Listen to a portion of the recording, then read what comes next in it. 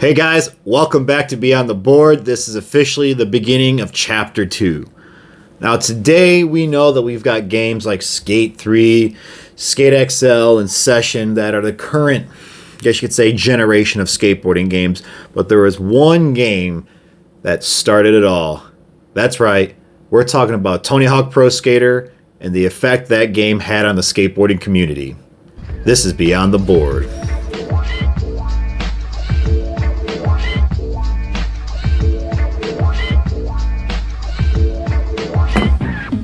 Alright guys, welcome back to Beyond the Board. I am your host, Danny Carter, aka the Golden Era Historian. So today we're going to be talking about how Tony Hawk Pro Skater, how it affected the generation of skateboarders during this time period, including myself. Just briefly kind of going over the games, their significance, release dates, and the rosters that they had. And then I'm really going to dive into how it affected the skaters from a local perspective. But before we go any further, we do have a new feature. It is the Google Voice number. So the number is 708-928-6053. If you want to give the channel a call and you want to discuss anything, either what's going on, what we're covering in today's episode, or you just want to talk about something during the Golden Era, I'd definitely be down to, we can discuss that. So, Tony Hawk Pro Skater.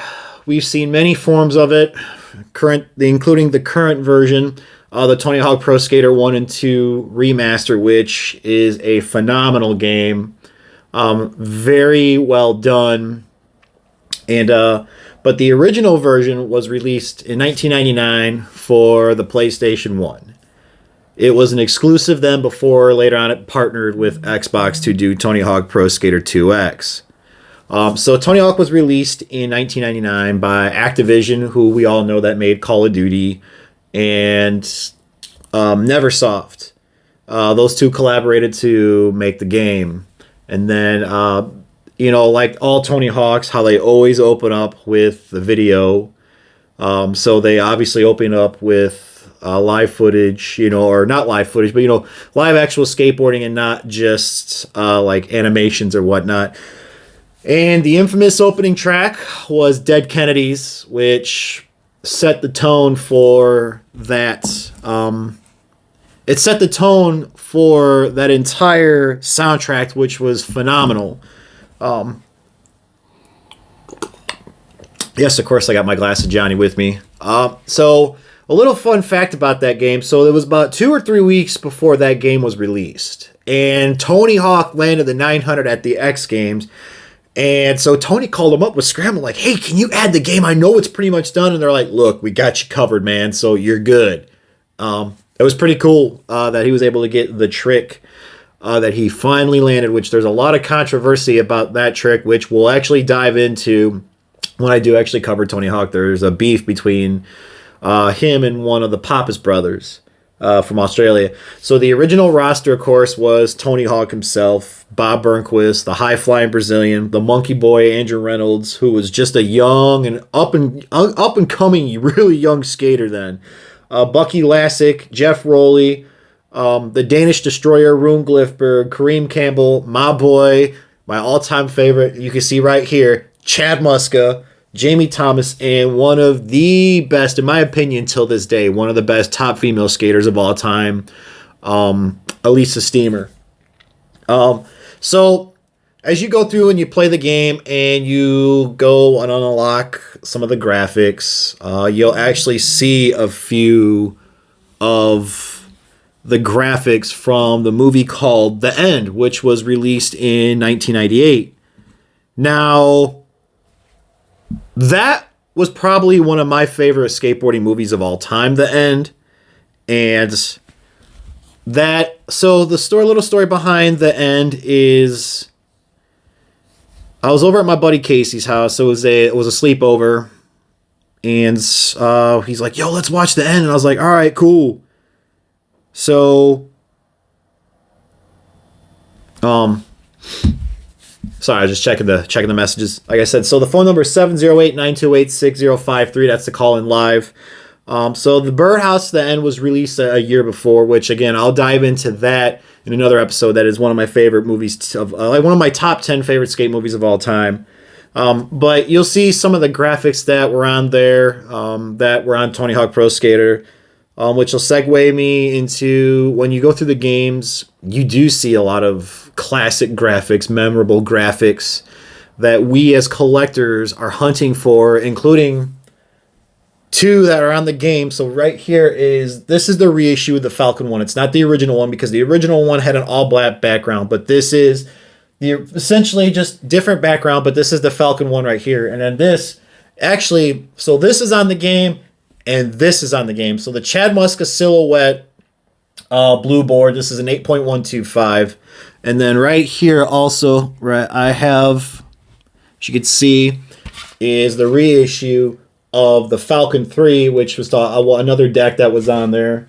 And I know it's just a basic graphic, but it's actually one of my favorite board graphics, especially now because I'm in the military. And this is the Toy Machine American Monster deck, which was one of the decks you could get with Elisa Steamer when you unlock, as you went through the levels and you as you progressed and you unlocked the Toy Machine American Monster. Now, if we're talking about memorable graphics, it is one of the hottest graphics of all time, and it's this deck, but it's the red version of the Silhouette, which I cannot tell you how many times and how many of those decks that I bought at Jarek's Skate Shop, the old shop in Joliet.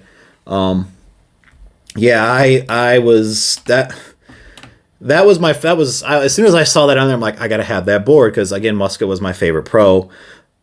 I can't tell you how many times I bought that deck, and when I was helping run the shop in Braidwood back on my board, this was towards the tail end of Muska's career with Shorties, and my boss is like, "Hey, you want me to order you one?" I'm like, "What is it?" And he pointed. I'm like, "Hell yeah!" I said, "Just take it out of my paycheck. I haven't seen one of these boards in years. They're bringing them back out. Hell yeah, of course I'll take one." So 2006, and I actually have some photos of me skating it. It's 2006 or 2005 of me skating that board in Braidwood. Now, that game also introduced us to a few classic spots. One of them being the Burnside Skate Park, which, if you've ever seen any pictures of that, it is straight up an all-concrete park that is under an overpass, which one of my boys who I was deployed with, Jake Haynes, who is a recruiter up there in Oregon, was actually scoping it out, and he was saying it was pretty damn cool. And then also this landmark's not there anymore, but the fountain at San Francisco, that was an actual skate landmark, skate spot back in the day that a lot of the pros and just skaters in general used to hit. And then that was followed up by Tony Hawk Pro Skater 2, which was released in 2000. Now, the opening track is one of my favorite bands of all time, Rage Against the Machine, which I actually have tickets for, and I hope to God shit clears up in July. So I have tickets to see Rage, and it was just Guerrilla Radio. And that really just set the tone for that game. I was like, hell yeah, it's just, if you watch that video, you hear that song, you see that, it's just like, I not only do want to play this game, but I'm amped to go and actually skate. So now, like I said, they really didn't make any changes as far as taking skaters off the roster. They did add a few skaters. So Steve Caballero, who back then was an all-terrain skater, now he mainly skates vert and bowls. The legend Eric Costin, and of course one of my favorites of all time, the Mutt, aka Rodney Mullen, aka the godfather of all modern street skating. And then, so there was a lot of awesome levels, which you actually saw on some classic video parts. Carlsbad High School with the infamous Carlsbad Gap, which there were so many legendary tricks done down that there's just too many to remember. If you remember some, go ahead and call the channel at 708-928-6053 and bring him up. I think Brandon Turner I don't know if he hard flipped down it in one of the shorties videos. And I know, was it Danny Way? I know Danny Way did a trick. Jeremy Ray did a trick. Little B did a trick when he was running for shorties back in the day. If you remember a trick, like I said, 708-628-9053, call the channel. Also another classic skate spot, which I wish I could have gone to, were the Venice graffiti pits.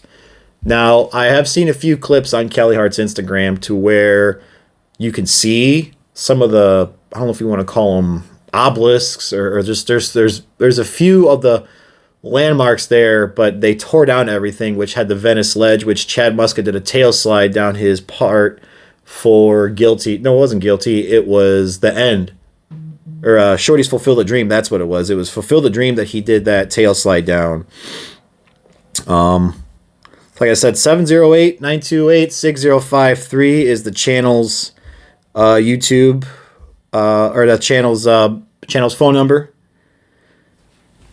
Now, also another spot was Skate Street Ventura, which you've actually heard Jesus Christ referred to in one of the longer episodes of 9 Club.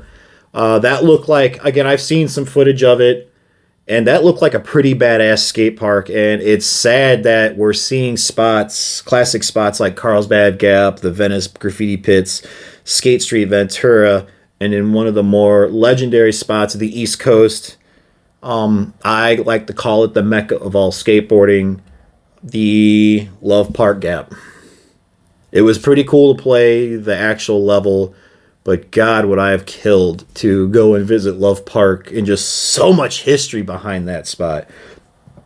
And then one of the spots that are still up today is the Marseille Skate Park, which I think Red Bull does a big competition there. Now, Tony Hawk Pro Skater 3 follows up in 2001, and Tony Hawk Pro Skater 3. So if you could kind of, I'm sure you could kind of tell that Motorhead is one of my favorite bands. Lemmy's the reason why I picked up bass. But, so I never heard of Motorhead before. And I turn on, you fire up Tony Hawk 3, and I just heard this gritty, fast-paced metal. And it just, you hear that song and it gets you amped. Like, it's almost like it gets you amped to the point it's like, I'm going to fucking drop in off of a 10-foot quarter pipe. Would I actually do it? No. But it's just one of those songs that gets you amped.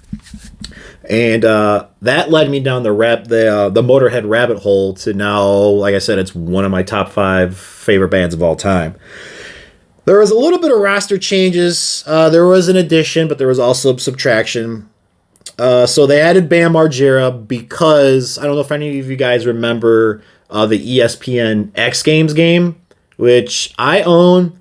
Was it okay? Yeah. It was definitely nothing special to rave about.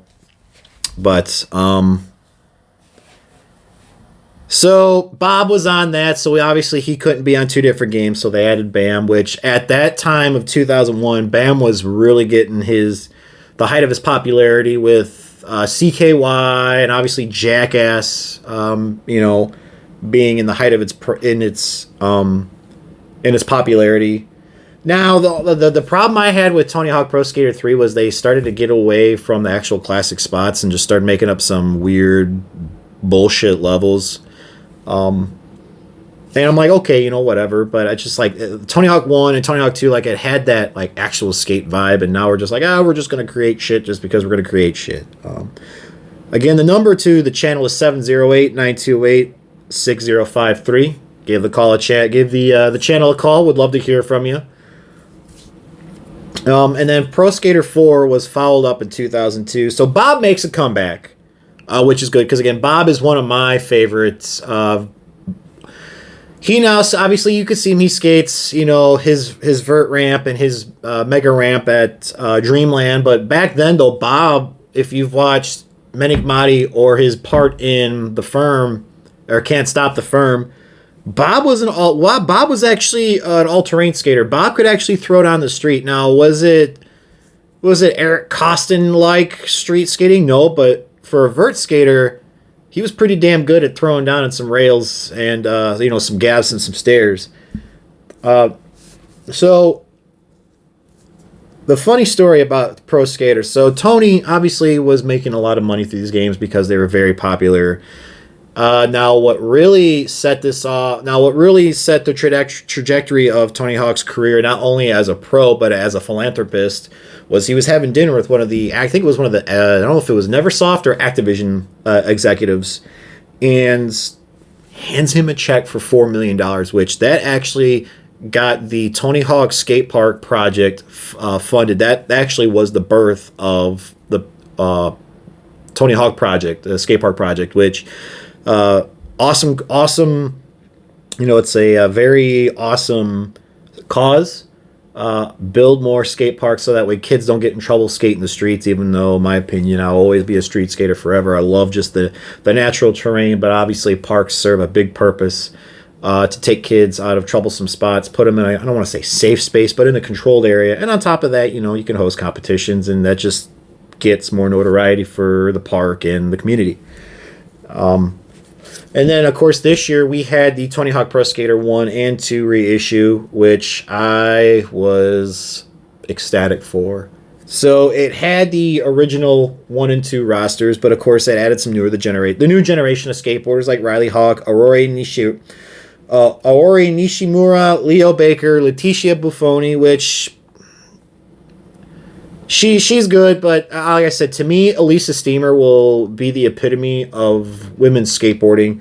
Now, one of my favorite newer generation, and she actually rips on a bull, Lizzie Armano. She's pretty damn good. She's on that game. Of course, Nigel, who we've all come to watch from a little budding kid at Element with dreads and rocking the SXLs, and Shane O'Neill and Tyshawn Jones.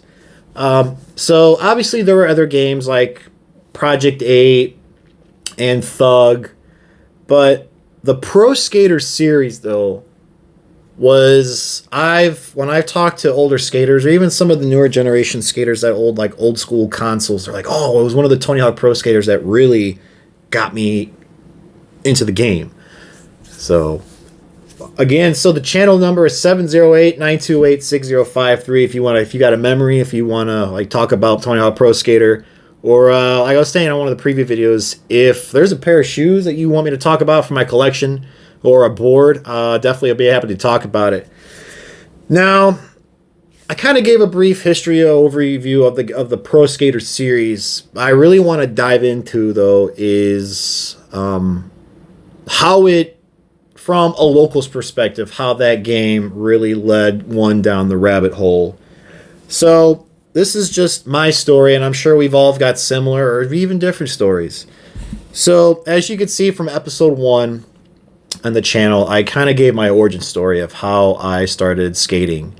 Well, so I had that influence of friends from high school, but what really, I guess you could say, gave it that swift kick in the ass was the actual Tony Hawk Pro Skater game.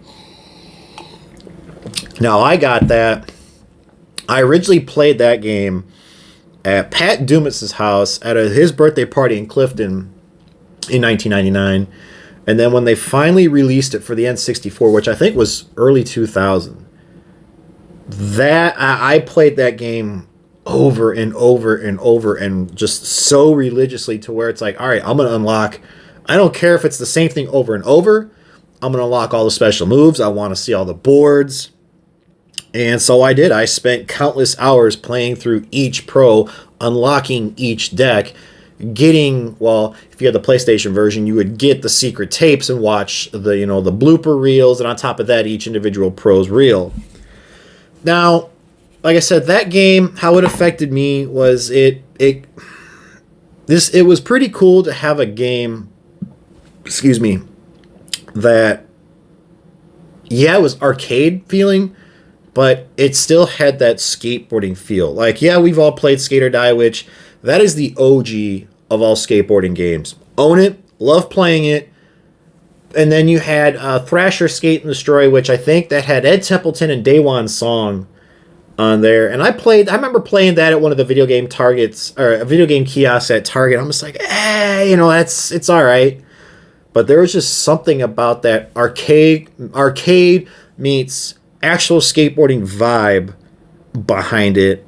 And that's what really helped me push forward to get into skateboarding even more. Again, as I said earlier, there were a lot of graphics that, you know, I'm a type of guy that I like making connections. You know, it's personal. It's like that personal feeling, that personal connection to me.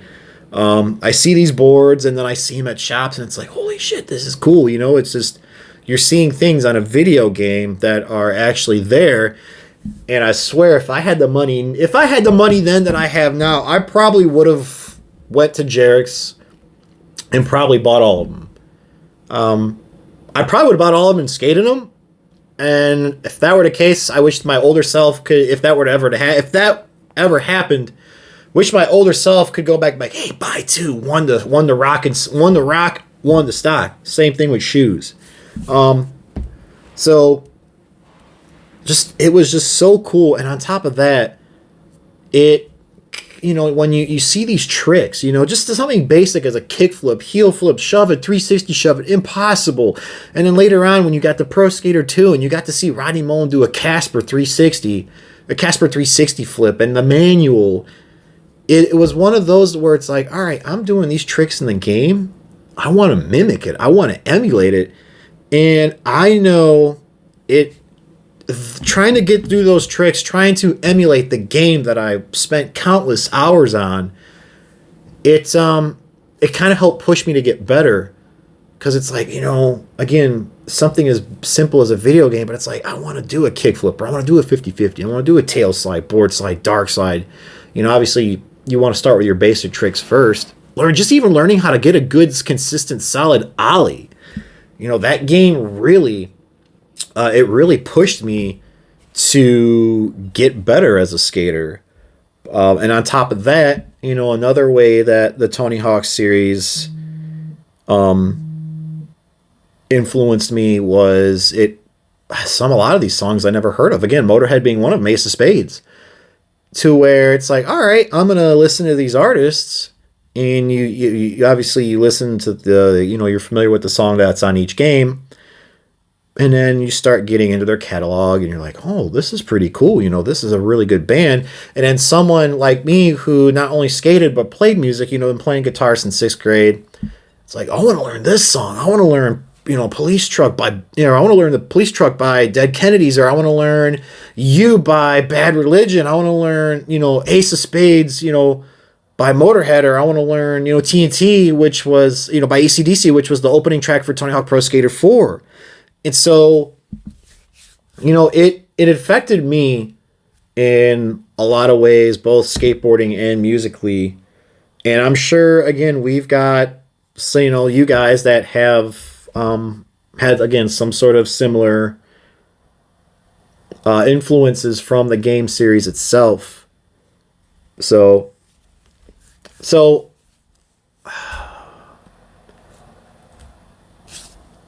well, like I said, while we have the newer generation of games like Skate 3, Skater XL, and Sessions, which is due to come out, this to me, this series right here, the Tony Hawk Pro Skater series, to me, this seems like this will always be it for me. Now, is Skate 3 pretty dope because you actually get to mimic the movements with the joysticks of how the feet go? Yes. But there's just something about not only that, but the nostalgia. It's like, you know, I know we've got Tony Hawk Pro Skater 1 and 2 for the Xbox One, but when I fire up my PlayStation 2 and I play the originals, it just takes you back down that time warp of when you're in high school or middle school and you didn't have any responsibilities and you didn't really give a shit. All you want to do is just play with your tech decks at school, skateboard at daytime and nighttime, and then after you're done, go and play Tony Hawk Pro Skater. You know, it was just an awesome cycle to be in as a kid. You know, and you know, another way I guess you could say that Tony Hawk affected me personally was, again, just making that personal connection of seeing, like, when Tony Hawk Pro Skater 1, you really couldn't tell how the pros dressed, but like Pro Skater 2 and especially Pro Skater 3, you know, Muska with the rolled up pants, the backpack, the goggles, the sleeveless shirts, or you know, Bob Burnquist with the bucket hat and the Hurley button up with khaki pants, or Rodney, which if you go through my Instagram or the Facebook page, you'll see that I have the actual shirt. Rodney Mullen wearing his khaki pants and his yellow-orange Tensor shirt, which I have. It was just one of those things like, oh, I want to, you try to find that. And it's just, again, it's all about that personal connection. Again, I guarantee these games have a personal connection to every one of us. Like, and it just affects us differently. So anyways, guys, again, the channel is 708-928-6053. So before we conclude today's episode, I actually just want to give a few shout-outs to a couple skate shops and a couple Instagram pages. So I want to give a shout-out to, of course, our show sponsor, Jarek Skate Shop, and its illustrious owner who, again, this dude does a lot for the community. He, in my opinion, is the epitome of what a skate shop owner should be, Thomas Ohm. You can hit him up at Jarek Skate Shop on Instagram, or you can also find him at Jarek Skate Shop on Facebook. And, of course, the shop is located on Route 30, going south towards Marishka's. You always use that as a spot. You're heading on 30, you're eventually going to make your way to Marishka's and Joliet. Also, I want to give a shout out to Aaron Costa and Crudco Skate Shop in Rochester, New York, the Dark Slide Skate Shop in Des Moines, Iowa, and of course Zach, who runs the official military skate page, which I'm sure if you've listened to the 9 Club, you've heard that name drop several times. Not only do I just want to give a shout out, this is like Jerron said, this is the movement of skaters supporting skaters. But again, this is another community that I'm involved with. I've been in the military for over 9 years, and the fact that Zach and the guys over at Official Military Skate are showcasing those of us that it's like, yeah, we're in the military, but we still got time to skate. And so, I just want to give a shout out to those guys over there for getting the word out and just, again, helping the skateboarding community. So, all right, guys. Well, that is it for today's episode on the Tony Hawk Effect. So, again, this is the kickoff for Chapter 2. I'm just going to throw a little bit of previews out there of some things to come. So, yes, I will be doing a Beyond the Board of Tony Hawk. Rune Glifberg is going to be one of them. Bob Burnquist is going to be another. And on top of that, as things get a little bit warmer outside, because if you live in Illinois, it's cold as shit out. It's going to be cold as shit out for the next week or so. So I definitely want to be taking the show on the road. I definitely want to be interviewing people. Like, again, I one of my big places I want to go to is Asylum up north of Chicago. Jeff Conyers, who's the owner and proprietor of that beautiful indoor park. I want to give him his due, his credit, and whatnot. And so I want to take the show there. I also want to take the show to the Den. And if I can make my way and work some connections to Fargo, I would love to go to Fargo Skate Park. And then as things get warmer, and hopefully as COVID calms down, start taking the show, doing some live shows from skate competitions, especially the ones that Jarek's host. And then on top of that, I want to start getting more in-studio interviews. I want to start showcasing more of the local skaters in the Joliet area. And of course, anyone that's got a local brand, I definitely want to showcase you because, again, we're a community and we need to be helping each other out. We need to, and again, I quote Jerron Wilson a lot with this, but it is literally about skaters supporting skaters, because at the end of the day, that's who, the big ball brands, Nike, Adidas, Nike, Adidas, and New Balance, they're just in it for the money. They really are. And it's we as skateboarders and the skate brands who really have got to support ourselves. So, again, I'm all about skaters supporting skaters. So, again, thanks for tuning in live. Also, the episode will be going up on the YouTube channel soon. I will upload it, edit it, and then I will upload it, edit it, download it, and then throw it up on the channel. So, just in case if you missed it or you had to leave, you'll get the full episode there. So, again, guys, thanks for tuning in. And just want to leave some parting words with, it's things are starting to kind of look up as far as what's going on in the world. So just make sure to, I know when times are getting tough, just remain, resilient. And if you, like I was telling during the studio side chat, if you need mental help, go seek it. Don't be ashamed. It'll only better you guys. So anyways, thanks for tuning in, and I look forward to getting this thing fired off. And then just keep an eye out on the Instagram page. I'm new to TikTok now, and of course the Facebook page. Of course, just previews of me setting up the studio for the next episode or getting added to the board, deck, whatever, added to the collection. So again, thanks for tuning in, guys, and I'll see you later.